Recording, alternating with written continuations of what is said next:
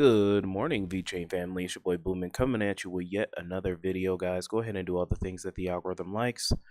Let's get right into the show, guys. So today, I want to apologize for being away for the past couple of days. Looks like I caught a little cold here, so we're gonna power through it. I'm gonna try to get these videos out, but if I'm coughing and hacking up a lung, that wouldn't make for a good listening experience. So we're gonna try to get through it today. Over the past couple of days, we had a big dip, a big correction. People were freaking out, of course, but guys, I wasn't worried one bit. Didn't sell. We're just gonna continue to stack, stake, and chill. During the bull run, guys, we're gonna have multiple corrections. Some experts were saying that Bitcoin could go down to 80K at some point during this bull run, and if that were to happen, probably gonna be one of the funniest things that would ever happen in the crypto ecosystem, because you want to talk about people freaking out over a 16% dip. If Bitcoin went down to 80K, heads are gonna roll. People are gonna freak out. So some experts are saying that during the past couple of bull runs, Bitcoin actually retraced 60% from all-time highs. So expect a retrace, guys. It's gonna happen, but the bull run is still in full effect unless a black swan event occurs.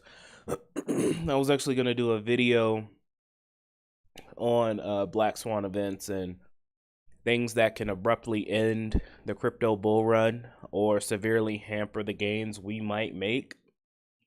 I was gonna do a video on that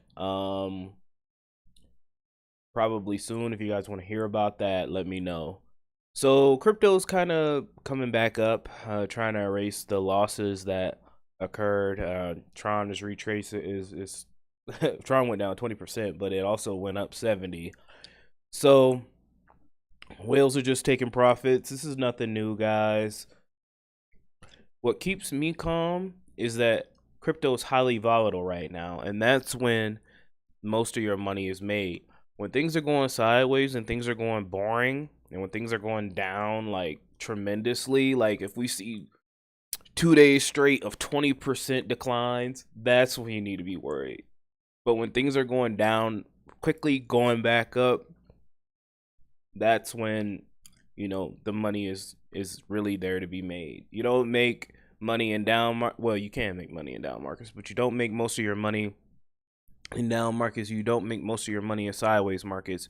You make most of your money in volatile markets, and that's what's occurring here in my experience.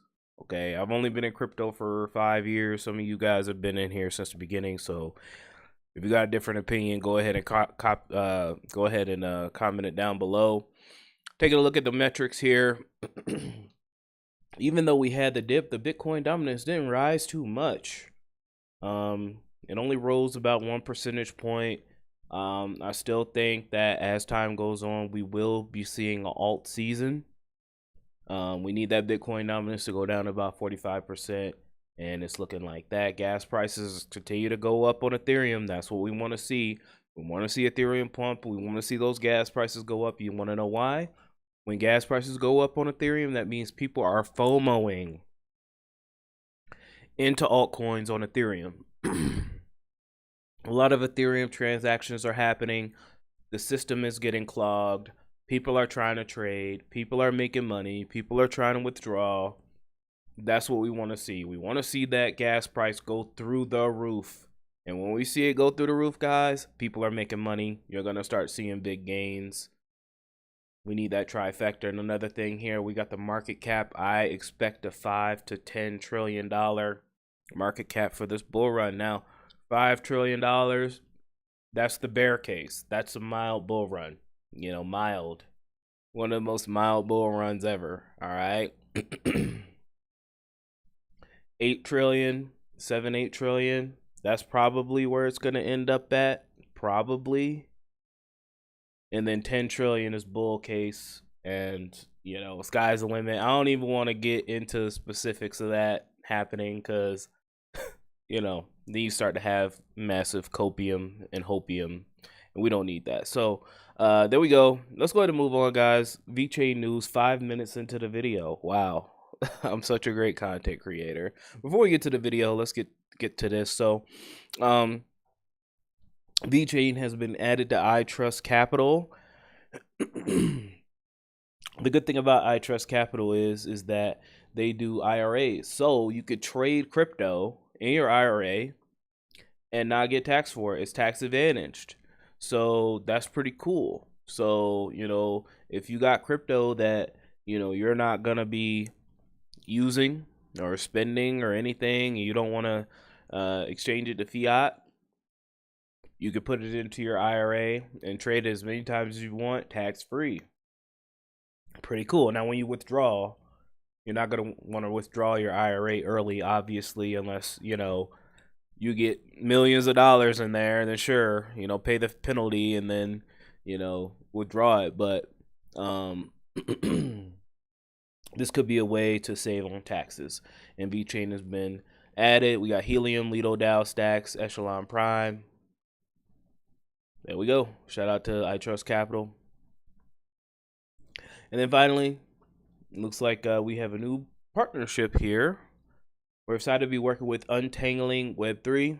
Their audiences span business leaders, academics, and developers across Web2 and Web3 worlds, delivering content focused on the real-world impact of emerging tech. Okay. We're thrilled to announce partnership with VeChain, a pioneer in blockchain innovation, delivering real-world solutions for sustainability. At Untangling Web3, we believe Web3 is a force for good. Emerging technologies like blockchain have the potential to solve real-world problems. There's no greater challenge or opportunity than sustainability. As a go-to podcast for Web3 insights, we don't shill coins or follow the hype. Instead, we deep dive into technologies and projects shaping the future. This partnership represents everything we stand for, showcasing the power of blockchain, solve real-world challenges.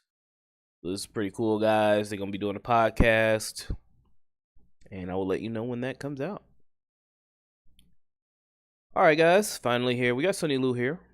It was a bit older interview here, but I think this is pretty cool. Watch about 5 minutes of it, and I'm going to let you go. I love y'all. Keep chopping wood. Keep stacking. Keep staking. Keep chilling. And if I'm feeling good tomorrow, I'll be back tomorrow. If I feel like poop, then I'll try to be back the next day. I love y'all. Incredible. So what are the biggest challenges now? Obviously, I think we have regulatory challenges. You've even talked about the fact that you've been around this long, certain exchanges don't list you. You have the issue of maybe being a security. Like, there's so many things out there. Are those distractions to what you're actually building, or are those major things that you think about on a regular basis? Well, I think it's part of the job anyway. Like, if you consider now, I think it's so much better than 2013 or 2015 or even 2018-19. Think about that. MiCA is going to be effective January 2024. Like, give every player 2 years window to be regulated, which actually I'm pretty excited about that, because it's going to pave the way for the enterprise adoptions. Honestly, if you consider about innovation or creation or embracing the new technology, Europeans are usually slower than Asia or than, you know, American per se. So think about all of the partnerships or enterprise adoptions. BYD is in China, Walmart is American companies. Givenchy, you know, Louis Vuitton kind of European companies. But that actually based on my personal connection. Right. You know, I used to work there. So I think with MiCA, there will be like lots of enterprise, and not only just focus on the supply chain management or track and trace, that kind of applications, but they are able to embrace the token utilities. I'm really excited. For sure, the biggest challenge I would say is how to convince them, right? How to find the unique value to use the token. But I think we find the answer, which is sustainability. So obviously you said you were the CIO of Louis Vuitton. You talk about Givenchy, all of these luxury brands. What are you specifically doing with these brands? What is the integration? What is the partnership? Actually, we had different brands. Some of the biggest brands, I'm not even able to say the name. You know, they have a very restricted PR policy. But let's say Givenchy is more like a supply chain management. So basically, they have multiple different third-party suppliers, and also they not only have retail stores like owned by themselves, but also they manage the quite big boutique stores. So how to track luxury goods from manufacturing, even from the raw materials to the manufacturing process, to transportation, logistics, until the retail stores, it's quite harsh because the different players have to connect to the single system. But using the smart contract, using the the data on the blockchain, people can have people doesn't have to worry about the integrity of the data. So that's where we start with. Actually, it's a very funny story. Tell it. I know the CEO at that time, global CEO Givenchy. He was my friend, also my boss when I was working at Louis Vuitton. Anyway, it's the same group, right? So I went to Philip's office. LVMH is a pretty good business. Of course. Number one luxury group, right? So I went to Philip's office. I tried to sell him the blockchain solution, VeChain solution in 2016. And I spent 30 minutes and he stopped me, like I still talking about, he stopped me. He said, Sonny, you seems like very passionate about that, but I couldn't understand anything you said. But just tell me what to do. So I asked him to, give me one product line. It's better like new launch product line. So actually he agreed to let us try an infinity bag, which was the first product line we tried. And since then, we have been going like expansion. They can see the benefits about that. And eventually we cover like 100% of leather goods with them and also expand to other brands. What was the existing system that you're replacing? Because obviously all these brands managed to track their goods before they found blockchain. I would say not like replace it, but it's kind of like a connector connecting to the different systems. For example, we work with a logistics system. We work with the SAP, with the manufacturing system. So it's more like a super connector, connecting to the different system, even the retail system. So basically, let's say our system is more like a, let's say, trusted data source. So you are able to feed the trusted data to the different sectors in the supply chain. But we're going to upgrade that to find the specific value you already own the data. For example, if it's a recycled material, that could show extra value to sustainability, that kind of concept, right? And even get more engagement. Actually, that was one of the discussions with Philip, like for our first meeting. He always wants to, let's say, get the product to talk to the client directly. And how are you going to engage the users? How are you going to engage consumers or bring the consumers also part of the game? I think we need to find a specific topic like everybody agrees, which is sustainability. I think it's a universal topic. It's like the biggest consensus of the humankind. I agree. Yeah. Is there an element of interoperability with other chains that's going to be involved in that, or is that not necessary? Sure. I think it's like there are multiple cross-chain protocols. And we just launched our own bridge as well. We're able to connect to Ethereum, and we want to connect to the others as well. Because honestly, firstly, sustainability is for everyone. And it cannot be relied on just one entity, one association. Even UNDP are not able to cover everything, right? Right. So we wanted to make it as inclusive and also open space. I don't even care like some application wants to build something on the other blockchains, Cardano, Ethereum, I don't care. As long as they can work with us, they wanted to be part of the team, aiming for sustainability. I'm sure we have somewhere to collaborate with each other. So I think, I came from a long way, right? In the 2016, 17, it's kind of like exclusive. When you try to invest some application, you say, okay, you only can develop on VeChain. But honestly, I think right now, it should be more inclusive and open space.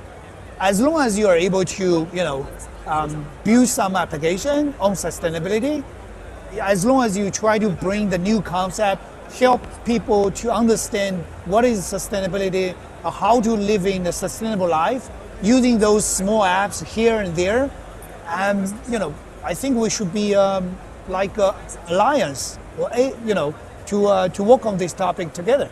At what point do you think that blockchain replaces, or VeChain even specifically, becomes the solution for sustainability and for supply chain and all those things? How long does that take? Is there an obstacle where people just still outright think we're all scammers and it's not going to work, or you can't even explain it to them, it's too technical? Well, I think it's getting there. It could be very soon, to be honest. Firstly, I've been through like 13, 17, 21. Yeah, cycles never Three change. cycles, right? And now we're aiming to the next cycles. And I'm sure the next cycles, especially with whatever recent Franklin and also before the BlackRocks apply the ETF, it kind of bring, massive attention from the market. And those